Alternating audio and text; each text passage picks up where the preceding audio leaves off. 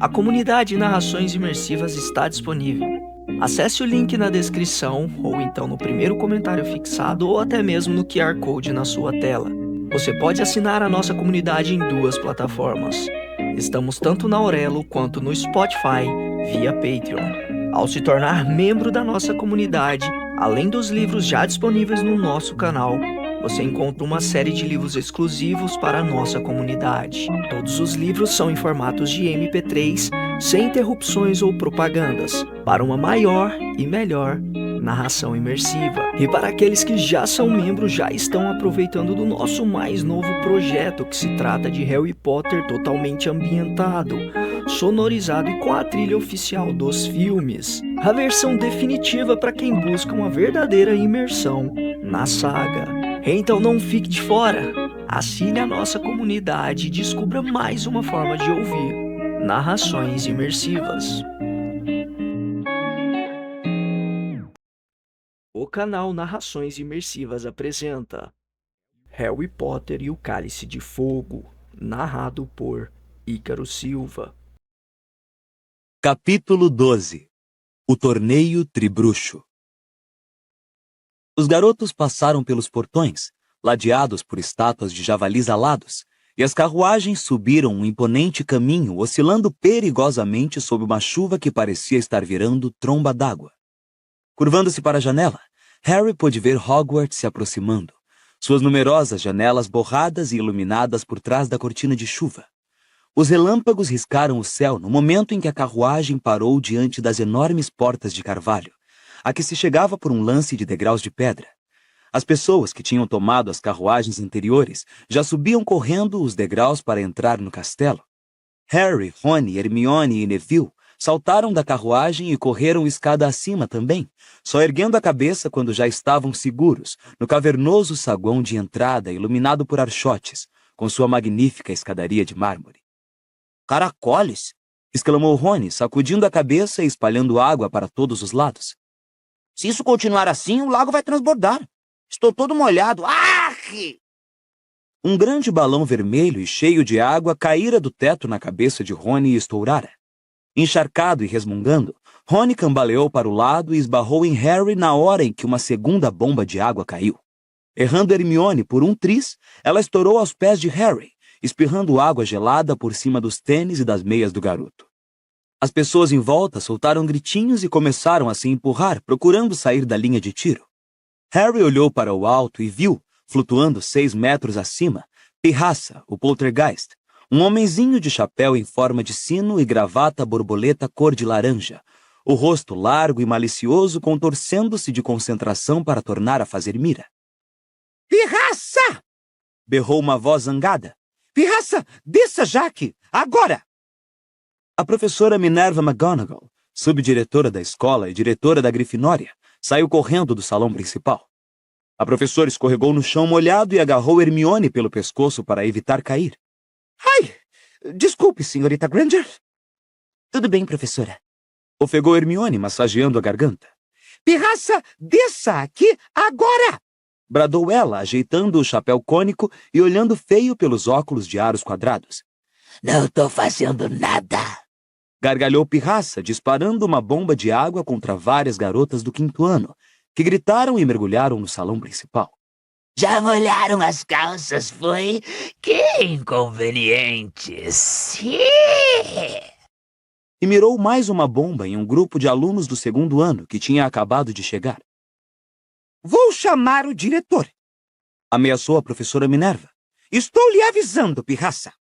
Pirraça estirou a língua, jogou a última de suas bombas de água para o alto e disparou pela escada de mármore acima, gargalhando feito um louco. "Bom, vamos andando então", disse a professora em tom eficiente para os alunos molhados.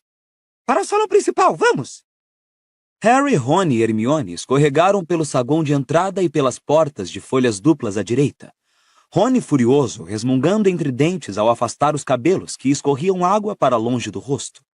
O salão principal tinha o aspecto esplêndido de sempre, decorado para a festa de abertura do ano letivo. Pratos e taças de ouro refulgiam à luz de centenas e centenas de velas que flutuavam no ar sobre as mesas. As 4 mesas longas das casas estavam cheias de alunos que falavam sem parar. No fundo do salão, os professores e outros funcionários sentavam-se a uma quinta mesa de frente para os estudantes. Estava muito mais quente ali. Harry, Ron e Hermione passaram pela mesa dos alunos da Sonserina, Corvinal e Lufa-Lufa e se sentaram com os colegas da Grifinória no extremo do salão, ao lado de Nick quase sem cabeça, o fantasma de sua casa. Branco pérola e semi-transparente, Nick estava vestido esta noite com o gibão de sempre e uma gola de Rufus particularmente grande, que servia ao duplo propósito de parecer bem festiva e garantir que sua cabeça não balançasse demais no pescoço parcialmente decepado. "Boa noite", disse ele aos garotos. "Para quem?" perguntou Harry, descalçando os tênis e despejando a água que se acumulara dentro. "Espero que andem depressa com a seleção. Estou faminto." A seleção dos novos alunos por casas era realizada no início de cada ano letivo, mas por uma infeliz combinação de circunstâncias, Harry não estivera presente a nenhuma desde a dele mesmo. Estava ansioso para assistir-lhe. Nesse instante, uma voz excitada e ofegante chamou-o mais adiante à mesa. "Oi, Harry!" Era Colin Creevey, um aluno do 3º ano para quem Harry era uma espécie de herói. "Oi, Colin", cumprimentou Harry, cauteloso. "Harry, adivinha só, Harry, meu irmão está começando, meu irmão Dennis." Que bom", disse Harry. "Ele está realmente excitado. Continuou Colin, praticamente dando pulos na cadeira. Espero que ele fique na Grifinória. Cruza os dedos, hein, Harry?" Claro", disse Harry, e tornou a se virar para Hermione, Rony e Nick quase sem cabeça. "Irmãos e irmãs geralmente vão para a mesma casa, não é? Estava pensando nos Weasley, todos os 7 alunos da Grifinória." "Ah, não obrigatoriamente", disse Hermione. "A gêmea de Parvati Patil está em Corvinal e elas são idênticas. A gente podia até pensar que fossem ficar juntas, não é mesmo?" Harry olhou para a mesa dos professores. Parecia haver mais lugares vazios do que habitualmente. Hagrid, é claro, ainda estava lutando para atravessar o lago com os alunos do 1º ano. A professora McGonagall provavelmente estava supervisionando a secagem do piso do saguão de entrada. Mas havia ainda outra cadeira desocupada, e ele não conseguia atinar quem mais estava faltando. "Onde é que está o novo professor de defesa contra as artes das trevas?" perguntou Hermione, que também estava olhando para os professores. Os garotos ainda não tinham tido nenhum professor de defesa contra as artes das trevas que durasse mais de 3 trimestres. O favorito de Harry fora de longe o professor Lupin, que se demitira no ano anterior. Seu olhar percorreu a mesa dos professores. Decididamente não havia nenhuma cara nova. "Quem sabe não conseguiram ninguém?" sugeriu Hermione, parecendo ansiosa. Harry examinou os ocupantes da mesa com mais atenção. O minúsculo professor Flitwick, professor de feitiços, estava sentado em uma alta pilha de almofadas ao lado da professora Sprout, a mestra de herbologia, usando um chapéu enviesado sobre os cabelos grisalhos e esvoaçantes. Conversava com a professora Sinistra, do departamento de astronomia. Do outro lado de Sinistra estava o mestre de poções, de rosto macilento, nariz de gancho e cabelos oleosos, Snape, a pessoa de quem Harry menos gostava em Hogwarts. A repulsa de Harry por Snape só igualava o ódio que o professor sentia por ele. Um ódio que tinha, se é que isso era possível, se intensificado no ano anterior, quando o garoto ajudara Sirius a fugir bem debaixo do nariz exageradamente grande de Snape. Ele e Sirius eram inimigos desde os tempos de escola. Do outro lado de Snape, havia um lugar vago, que Harry achou que devia ser o da professora McGonagall. Ao lado, e bem no centro da mesa, sentava-se o professor Dumbledore, o diretor, seus cabelos e barbas prateados e ondulantes brilhando à luz das velas, suas magníficas vestes verde escuras bordadas com luas e estrelas. Dumbledore tinha as pontas dos dedos longos e finos, e ele apoiava nelas o queixo, contemplando o teto através de óculos de meia-lua, como se estivesse perdido em pensamentos. Harry olhou para o teto também. Era encantado para parecer o céu lá fora, e nunca tivera um aspecto tão tempestuoso. Nuvens roxas e negras giravam por ele, e quando se ouvia uma nova trovoada do lado de fora, corria um relâmpago pelo teto. "Ah, anda logo!" gemeu Rony ao lado de Harry.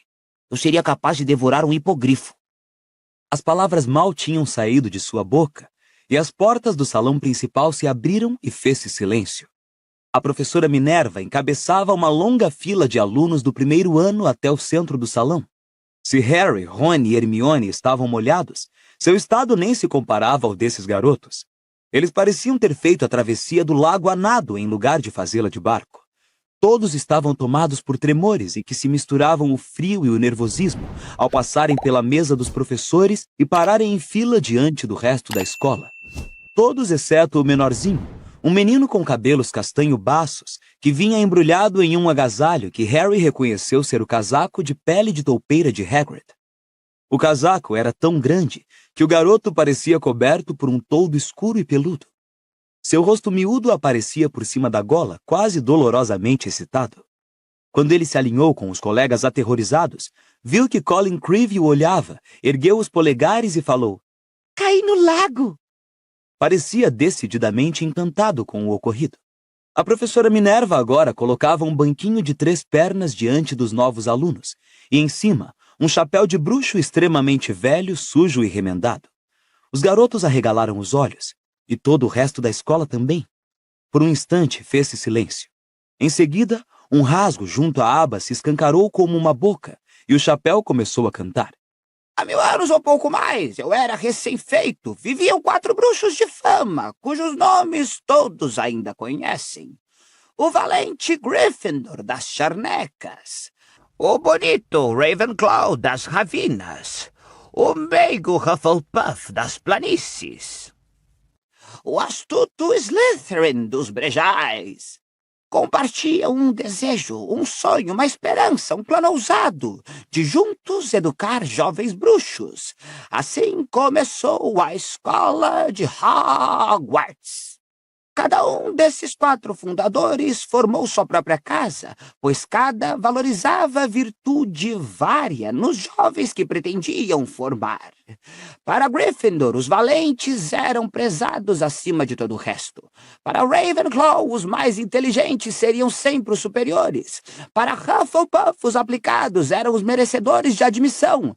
Slytherin, mais sedento de poder, amava aqueles de grande ambição. Enquanto vivos, eles separaram do conjunto seus favoritos. Mas como selecionar os melhores quando um dia tivessem partido? Foi Gryffindor que encontrou a solução, tirando-me da própria cabeça. Depois me dotaram de cérebro, para que por eles eu pudesse escolher. Coloque-me entre suas orelhas. Até hoje ainda não me enganei. Darei uma olhada em sua cabeça e direi qual é a casa do seu coração. Os aplausos ecoaram pelo salão principal quando o chapéu seletor terminou. Não foi essa música que ele cantou quando fomos selecionados, disse Harry, fazendo coro aos aplausos gerais. Cada ano ele canta uma diferente, disse Rony. Deve ser uma vida bem chata, não é? A de um chapéu. Vai ver, ele passa o ano compondo a nova canção. A professora Minerva agora desenrolava um grande pergaminho. Quando eu chamar o seu nome, ponha o chapéu e se sente no banquinho, explicou ela aos alunos do primeiro ano. Quando o chapéu anunciar sua casa, vá se sentar à mesa correspondente. Ackerley Stewart. O menino se adiantou, tremendo visivelmente da cabeça aos pés. Apanhou o chapéu, colocou-o e se sentou no banquinho. Corvinal! Anunciou o chapéu. Stuart Ackerley tirou o chapéu e correu para uma cadeira à mesa de Corvinal, na qual todos o aplaudiam. Harry viu de relance Cho, a apanhadora do time da Corvinal, aplaudindo Stuart Ackerley quando o garoto se sentou. Por um segundo fugaz, Harry teve um estranho desejo de se reunir à mesa da Corvinal também. Baddock Malcolm! Sonserina! A mesa do outro lado do salão prorrompeu em vivas. Harry viu Malfoy aplaudindo quando Baddock se juntou aos alunos da Sonserina. Harry se perguntou se Baddock saberia que a casa de Sonserina formara um número maior de bruxos das trevas do que qualquer outra. Fred e George vaiaram Malcolm Baddock quando ele se sentou. Branston Eleanora. Lufa-Lufa. Caldwell Owen. Lufa-Lufa. Creevey Dennis. O miudinho Dennis Creevey adiantou-se com passos incertos, tropeçando no casaco de Hagrid. que nesta hora entrou discretamente no salão por uma porta atrás da mesa dos professores. Umas 2 vezes mais alto do que um homem normal, e pelo menos 3 vezes mais largo, Hagrid, com seus cabelos e barbas negros, longos, desgrenhados e embaraçados, parecia um tanto assustador. Uma impressão enganosa, porque Harry, Rony e Hermione sabiam que o amigo possuía uma natureza muito bondosa. Ele deu uma piscadela para os 3 garotos ao se sentar à ponta da mesa dos professores e viu Dennis Creevy experimentar o chapéu seletor. O rasgo junto à aba se escancarou. Grifinória! Gritou o chapéu. Hagrid aplaudiu com os demais alunos da casa, quando Dennis Creevy, abrindo um sorriso de lado a lado do rosto, tirou o chapéu, recolocou-o no banquinho e correu para se juntar ao irmão. Colin, eu caí na água! Disse ele com a voz aguda, atirando-se no assento de uma cadeira vazia. Foi genial! E uma coisa na água me agarrou e me empurrou de volta pro barco. Legal! Disse Colin no mesmo tom excitado. Provavelmente foi a lula gigante, Dennis. Uau!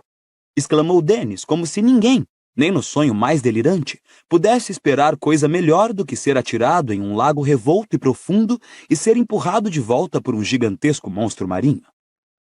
Dennis! Está vendo aquele garoto lá? Aquele de cabelos pretos e óculos? Está vendo ele? Sabe quem é, Dennis? Harry olhou para o outro lado, fixando toda a atenção no chapéu seletor, que agora selecionava Emma Dobbs. A seleção prosseguiu. Garotos e garotas, expressando no rosto variados graus de medo, se adiantavam, um a um, até o banquinho de 3 pernas, e a fila foi diminuindo à medida que a professora Minerva ultrapassava a letra L. Ah, anda logo! Gemeu Rony, massageando o estômago. Ora, Rony, a seleção é muito mais importante do que a comida. Disse Nick quase sem cabeça, na hora em que Madly Laura tornava-se aluna da Lufa-lufa! Claro que é, se a pessoa já está morta. Retrucou Rony. Espero que os selecionados para a Grifinória este ano estejam à altura do time. Disse o fantasma, aplaudindo quando MacDonald, Natália, reuniu-se à mesa deles. Não queremos interromper a nossa maré de vitórias, não é mesmo? Grifinória tinha ganhado o campeonato das casas nos últimos 3 anos. Pritchard, Grão, Sonserina, Quirk, Orla, Corvinal, e finalmente com Whitby, Cavan, Lufa-lufa! Encerrou-se a seleção. A professora Minerva apanhou o chapéu e o banquinho e levou-os embora. Já não era sem tempo. Exclamou Rony, apanhando os talheres e olhando esperançoso para seu prato de ouro. O professor Dumbledore se levantara. Sorria para os estudantes, os braços abertos num gesto de boas-vindas. Só tenho 2 palavras para lhes dizer. Começou ele, sua voz grave ecoando pelo salão. Bom apetite! Apoiado! Apoiado! Disseram Harry e Rony em voz alta, enquanto as travessas vazias se enchiam magicamente diante dos seus olhos. Nick, quase sem cabeça, ficou observando tristemente Harry, Rony e Hermione encherem os pratos. Agora sim! Disse Rony com a boca cheia de purê de batatas. Vocês têm sorte de que haja uma festa esta noite, sabem? Disse Nick, quase sem cabeça. Hoje cedo tivemos problemas na cozinha. Por quê? O que aconteceu? Perguntou Harry com a boca cheia de carne. Pirraça, é claro. Disse Nick, sacudindo a cabeça, que se desequilibrou perigosamente. O fantasma puxou mais para cima um rufo da gola. A história de sempre, sabem? Ele queria vir à festa. Bom, isto está fora de questão. Vocês sabem como ele é. Absolutamente selvagem. Não pode ver um prato de comida sem querer atirá-lo longe. Reunimos um conselho de fantasmas. Frei Gorducho foi a favor de dar uma chance à pirraça, mas muito prudentemente, na minha opinião, o Barão Sangrento fez pé firme. O Barão Sangrento era o fantasma da Sonserina, um espectro extremamente magro e silencioso, coberto de manchas de sangue prateado. era a única pessoa de Hogwarts que conseguia realmente controlar Pirraça. Achamos que Pirraça estava invocado com alguma coisa, disse Rony sombriamente. Então, o que foi que ele aprontou na cozinha? Ah, o de sempre. Respondeu Nick quase sem cabeça, sacudindo os ombros. Causou prejuízos e confusão. Tachos e panelas por toda parte, sopa para todo lado, deixou os elfos domésticos loucos de terror. Blém! Hermione derrubara sua taça de vinho. O suco de abóbora escorreu pela mesa, manchando de laranja mais de 1 metro de linho branco, mas nem se importou. Tem elfos domésticos aqui? Perguntou, encarando Nick quase sem cabeça com uma expressão de horror. Aqui em Hogwarts? Claro que sim, disse o fantasma, parecendo surpreso com a reação da garota. O maior número que existe em uma habitação na Grã-Bretanha, acho. Mais de 100. Eu nunca vi nenhum, exclamou Hermione. Bom, eles raramente deixam a cozinha durante o dia, não é? Saem à noite para fazer limpeza, abastecer as lareiras e coisas assim. Quero dizer, não é esperado que fiquem à vista. Essa é a marca de um bom elfo doméstico, não é? Que não se saiba que ele existe. Hermione ficou olhando o fantasma. Mas eles recebem salário? Perguntou ela. Tem férias, não tem? Licença médica, aposentadoria e todo o resto? Nick, quase sem cabeça, deu gargalhadas tão gostosas que sua gola de Rufus escorregou, e a cabeça despencou para o lado e ficou balançando nos poucos centímetros de pele e músculo fantasmais que ainda a ligavam ao pescoço. Licença para tratamento médico e aposentadoria, repetiu ele, puxando a cabeça de volta aos ombros e prendendo-a mais uma vez com a gola. Elfos domésticos não querem licenças nem aposentadorias. Hermione olhou para o prato de comida em que mal tocara, juntou os talheres e afastou. Ora, vamos, Mione! Disse Rony, cuspindo sem querer fragmentos de pudim de carne em Harry. Opa, desculpe, Harry. E engoliu. Você não vai arranjar licenças para eles deixando de comer. Trabalho escravo, disse a garota, respirando com força pelo nariz. Foi isso que preparou esse jantar. Trabalho escravo. E recusou-se a continuar a comer. A chuva ainda batucava com força nas janelas altas e escuras. Mais uma trovoada sacudiu as vidraças, e o céu tempestuoso relampejou, iluminando os pratos de ouro quando os restos do primeiro prato desapareceram e foram substituídos instantaneamente por sobremesas. Torta de caramelo, Mione, exclamou Rony, abanando intencionalmente o cheiro da sobremesa para os lados da amiga. Pudim de groselha, olha! Bolo de chocolate recheado. Mas Hermione lhe lançou um olhar tão parecido com o que a professora Minerva costumava dar que o garoto desistiu. Quando as sobremesas também tinham sido destruídas e as últimas migalhas desaparecidas dos pratos, deixando-os limpos e brilhantes, Alvo Dumbledore tornou a se levantar. O burburinho das conversas que enchiam o salão cessou quase imediatamente, de modo que somente se ouviam o uivo do vento e o batuque da chuva. Então, exclamou Dumbledore, sorrindo para todos. Agora que já comemos e molhamos também a garganta, fez Hermione. Preciso mais uma vez pedir sua atenção para alguns avisos. O Sr. Filch, o zelador, me pediu para avisá-los de que a lista dos objetos proibidos no interior do castelo este ano cresceu, passando a incluir ioiôs berrantes, frisbees dentados e bumerangues de repetição. A lista inteira tem uns 437 itens, creio eu, e pode ser examinada na sala do Sr. Filch, se alguém quiser lê-la. Os cantos da boca de Dumbledore tremeram ligeiramente. Ele continuou.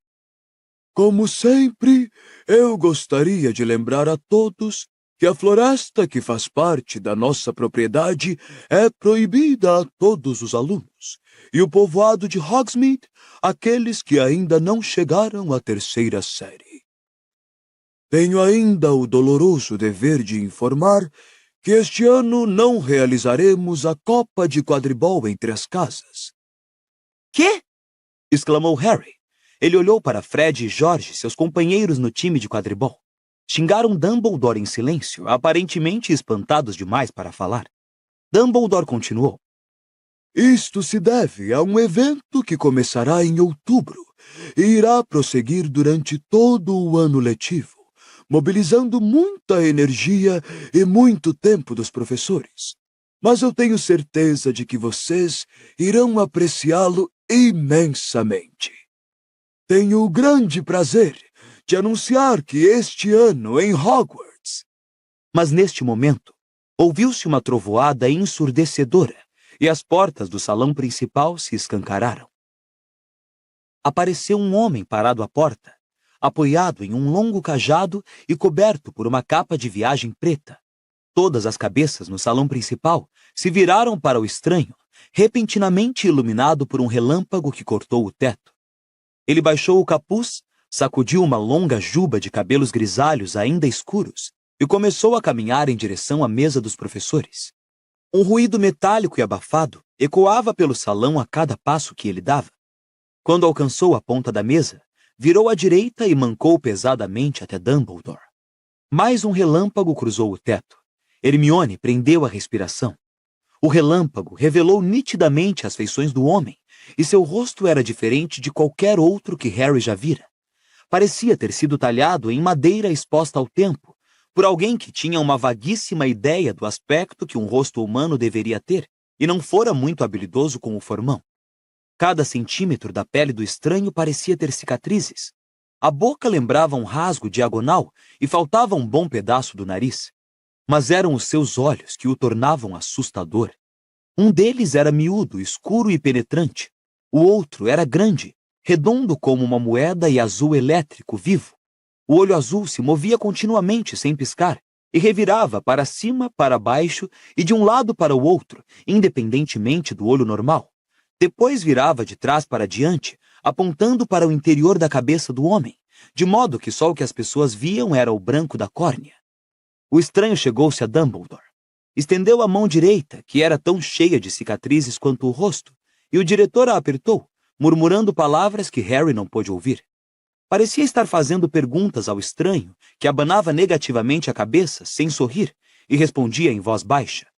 Dumbledore assentiu com a cabeça e indicou ao homem o lugar vazio à sua direita. O estranho se sentou, sacudiu a juba grisalha para afastá-la do rosto, puxou um prato de salsichas para si, levou-o ao que restara do nariz e cheirou-o. Tirou então uma faquinha do bolso, espetou a salsicha e começou a comer. Seu olho normal fixava as salsichas, mas o olho azul continuava a dar voltas na órbita, registrando o salão e os estudantes.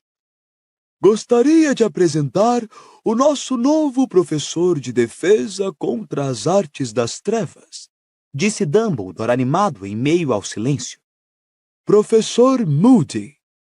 Era normal os novos membros do corpo docente serem recebidos com aplausos, mas nem os colegas nem os estudantes bateram palmas, exceto Dumbledore e Hagrid.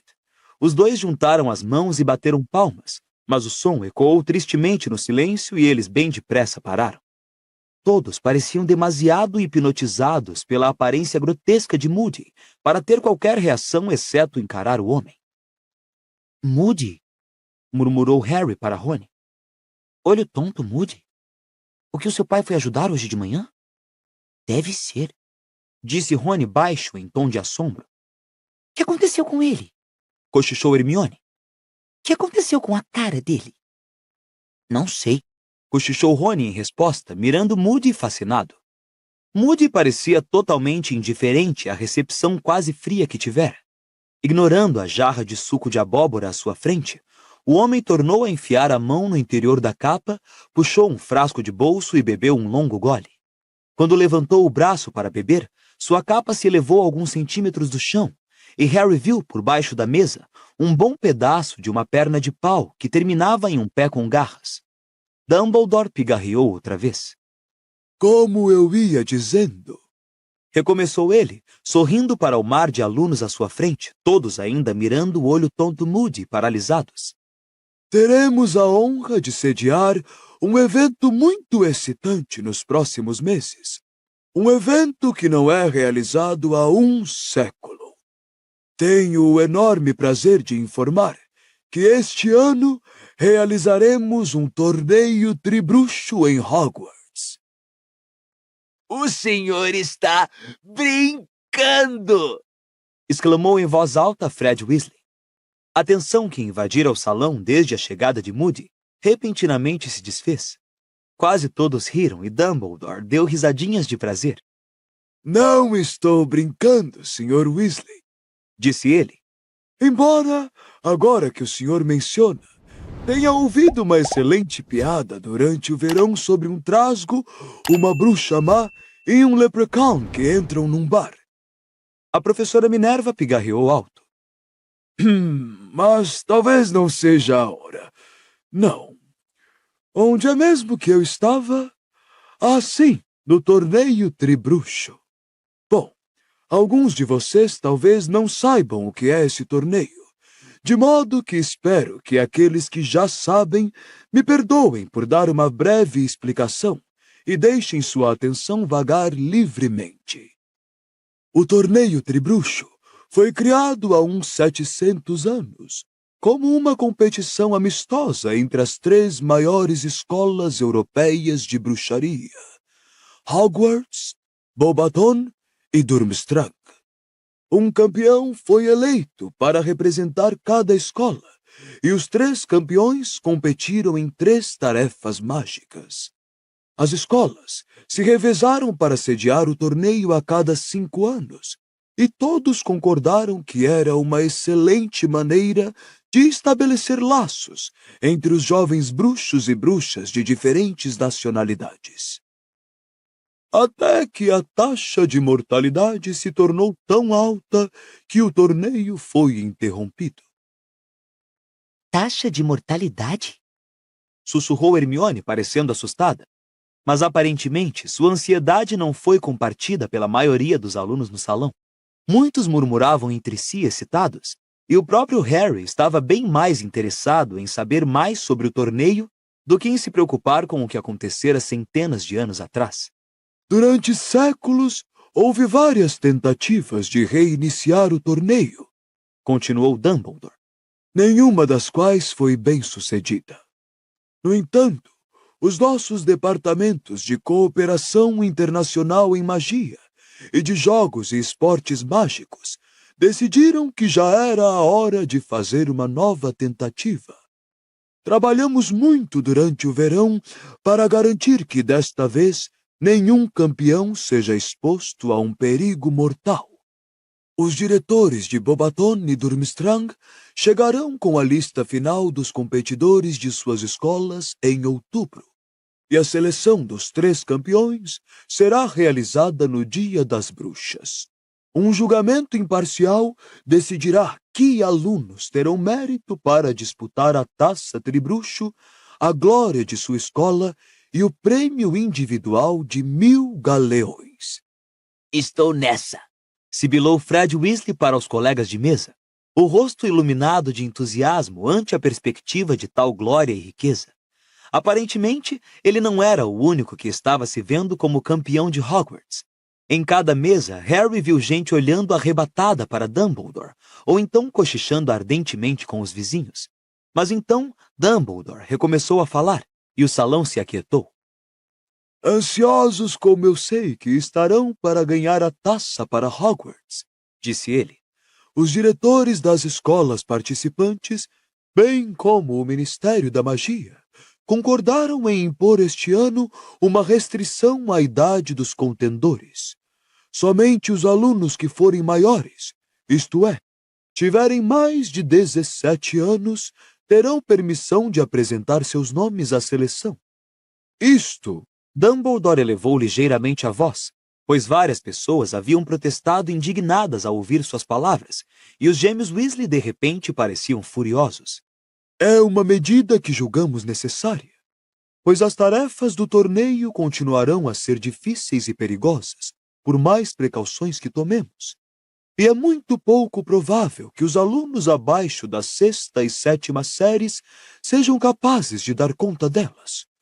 Cuidarei pessoalmente para que nenhum aluno menor de idade engane o nosso juiz imparcial e seja escolhido campeão de Hogwarts. Seus olhos azul claro cintilaram ao perpassar os rostos rebelados de Fred e George. Portanto, peço que não percam tempo apresentando suas candidaturas se ainda não tiverem completado 17 anos. As delegações de Bobaton e Durmstrang chegarão em outubro e permanecerão conosco a maior parte deste ano letivo. Sei que estenderão as suas boas maneiras aos nossos visitantes estrangeiros enquanto estiverem conosco, e que darão o seu generoso apoio ao campeão de Hogwarts quando ele for escolhido.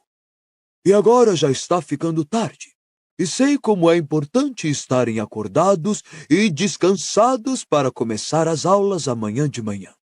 Hora de dormir. Vamos, andando. Dumbledore tornou a se sentar e virou-se para falar com o olho tonto Moody. Ouviu-se um estardalhaço de cadeiras batendo e se arrastando, quando os alunos se levantaram para sair como um enxame em direção às portas de entrada do salão principal. Não podem fazer isso com a gente, reclamou George Weasley, que não se reunira aos colegas que se dirigiam às portas, mas continuara parado olhando de cara emburrada para Dumbledore. Vamos fazer 17 anos em abril. Por que não podemos tentar? Não vão me impedir de me inscrever, disse Fred, teimoso, também amarrando a cara para a mesa principal. Os campeões vão fazer todo tipo de coisa que normalmente nunca podemos fazer. E 1000 galeões de prêmio? Disse Rony, um olhar distante no rosto. 1000 galeões. Vamos, Disse Hermione. vamos ser os únicos a ficar aqui se você não se mexer.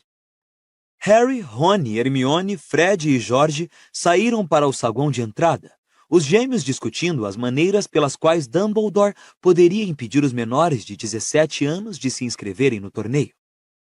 Quem é esse juiz imparcial que vai decidir quem são os campeões? Perguntou Harry.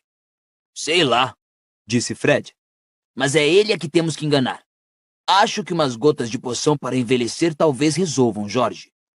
Mas Dumbledore sabe que vocês são menores. Ponderou Rony. Mas não é ele que decide quem é o campeão, é? Perguntou Fred astutamente. Estou achando que, quando esse juiz souber quem quer entrar, ele vai escolher o melhor de cada escola, sem se importar com a idade do campeão. Dumbledore está tentando impedir a gente de se inscrever. Mas teve pessoas que morreram. Disse Hermione com a voz preocupada, enquanto passavam por uma porta escondida atrás de uma tapeçaria para subir outra escada ainda mais estreita. Disse Fred levianamente. Mas isso foi há muitos anos, não é? Em todo caso, onde é que está a graça se não houver um pouco de risco? Ei, Rony, e se descobrirmos como contornar Dumbledore? Já imaginou a gente se inscrevendo? O que é que você acha?